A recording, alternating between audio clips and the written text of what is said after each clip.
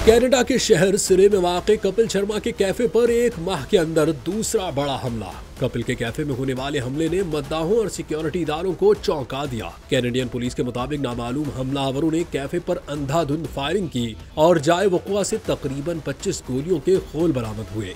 खुशकिस्मती से कोई जानी नुकसान नहीं हुआ, मगर रेस्टोरेंट को खासा नुकसान पहुंचा है। पुलिस ने वाक़े को इब्तिदाई तौर पर भत्ताखोरी से जोड़ा है, ताहम किसी ग्रुप ने ताहाल जिम्मेदारी कबूल नहीं की। कैफे मैनेजर ने पुलिस तहकीकात पर एतमाद का इजहार किया है, जबकि कपिल शर्मा या उनकी टीम की जानिब से ताहाल कोई बयान सामने नहीं आया। याद रहे कि पहले हमले की जिम्मेदारी खालिस्तानी तंजीम बबर खालिसा इंटरनेशनल से ताल्लुक रखने वाले हरजीत सिंह लड्डी ने ली थी, जबकि भारतीय मीडिया अब दावा कर रहा है कि हालिया हमले के पीछे लॉरेंस बिश्नोई गैंग है, जिन्होंने ऑडियो पैगाम में धमकी दी कि अगला निशाना मुंबई होगा। सूरत हाल के पेश नजर सिक्योरिटी इदारे अलर्ट हो चुके हैं।